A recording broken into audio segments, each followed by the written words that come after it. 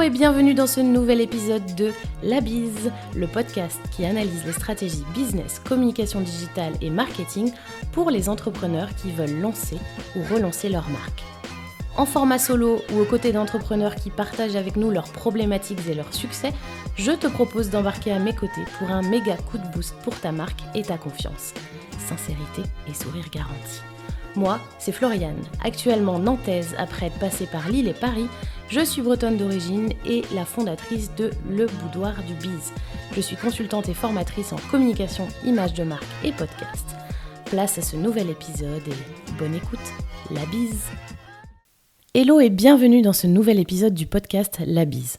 Aujourd'hui, on va parler d'un sujet qui me passionne et qui est au cœur de mon travail avec les entrepreneurs. J'ai nommé, tout simplement, les mots. Parce que soyons honnêtes, aujourd'hui, tout le monde a un site, une page Insta, une offre plus ou moins bien ficelée. Mais quand tu lis tout ça, combien de fois est-ce que tu as eu l'impression de lire exactement la même chose chez 3 personnes différentes ou plus ? Je vais te donner des exemples concrets parce que je suis sûre que tu vas les reconnaître. Un accompagnement unique. Je t'aide à révéler ton plein potentiel. Ou encore, deviens enfin aligné avec ton activité. Avoue, tu les as déjà vus 1000 fois. Ces mots-là, ils ne te font plus rien. Ces phrases, on pourrait les coller sur le site d'une coach de vie, d'une graphiste, d'une consultante et personne ne verrait la différence. Et c'est là le vrai problème.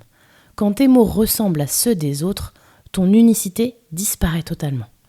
Ton offre peut être brillante, pertinente, complète, concrète, génialissime, et elle devient invisible, noyée dans un océan de copier-coller. Alors, pourquoi ça bloque autant ? Ça bloque parce qu'on a peur de mal faire et du coup on copie inconsciemment ou consciemment d'ailleurs ce qu'on a déjà lu. Parce qu'on croit qu'il faut faire pro et qu'on confond souvent pro avec lisse et intemporel. Mais moi je vais te dire un truc, tes mots c'est ton premier branding. Avant ton logo, avant tes couleurs, avant même que les gens te voient en vrai. Tes mots, c'est ton premier branding. Parce qu'on croit souvent que le branding, c'est ton logo, ton site, tes couleurs. Mais en vrai, la première fois que quelqu'un rencontre ta marque, c'est par tes mots. C'est par ton site, ta bio sur Instagram, ton pitch à l'oral. C'est là que tu donnes une émotion, ou pas. C'est là que tu vas accrocher, ou pas. Si tes mots ressemblent à ceux du voisin, alors tu deviens invisible. Alors que des mots sincères, des mots qui sonnent comme toi, des mots qui résonnent, des mots qui impactent, ça crée immédiatement une connexion avec la personne qui va les lire ou les entendre. Ce qui attire une cliente à toi, c'est pas juste ton expertise. Ça, elle peut aller la trouver ailleurs. Ce qui attire, c'est ton énergie, c'est ton ton, c'est ta façon de dire les choses, de les écrire ou de les parler. Et ça passe par ton vocabulaire à toi, par tes punchlines imparfaites mais qui respirent la vraie vie, par ton sourire, par ton franc-parler, par ton style, qui doivent se sentir dans tes phrases. Parce que finalement, être différent, c'est pas inventer un concept jamais vu. Non, c'est être reconnaissable avant même de signer ton nom, avant même que les gens comprennent que c'est toi. Alors, est-ce que tu veux savoir si ta communication, elle est unique ? Fais ce test, hyper simple. Si une cliente idéale lit 3 phrases de toi, sans photo, sans logo, sans contexte, est-ce qu'elle peut dire « Ah oui ». Ça, c'est elle. T'as entendu, mon petit ? Ça, c'est le déclic. C'est l'ampoule qui s'allume dans le cerveau de la personne qui te lit.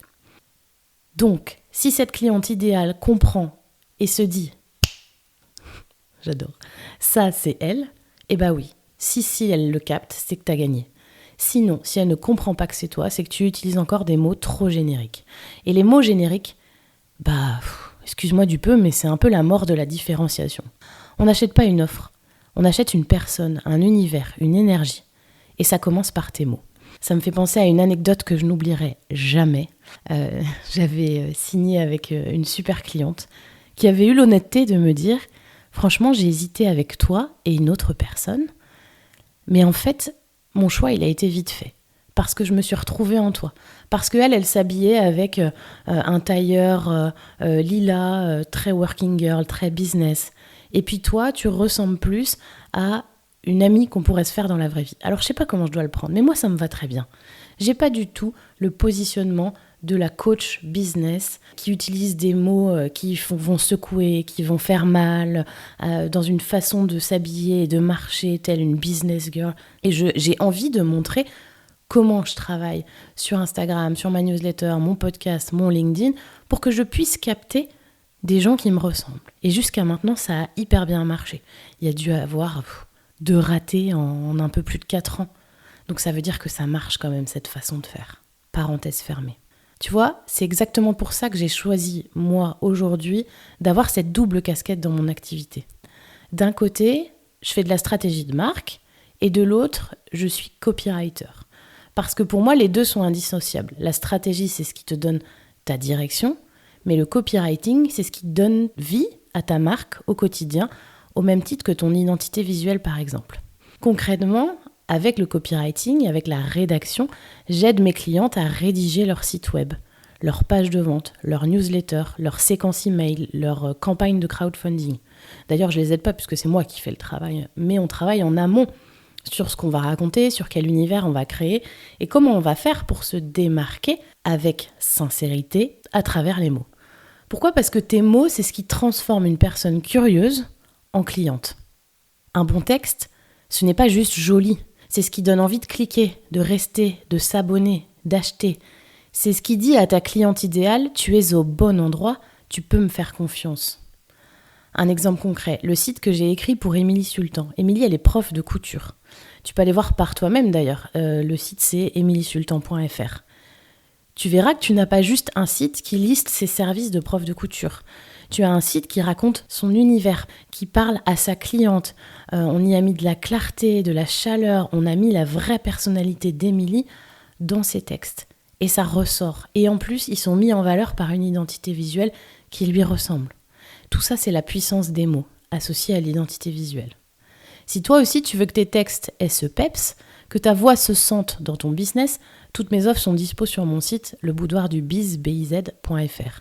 Et bien sûr, on peut en parler ensemble pour voir si tes besoins correspondent à mon offre. Et puis bien sûr, si je suis la bonne personne pour t'accompagner.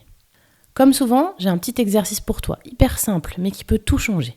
Tu vas pouvoir réécrire ton pitch à ta sauce. Tu prends la phrase bateau que tu as déjà écrite sur ton site ou sur ton compte Insta, ton LinkedIn, etc.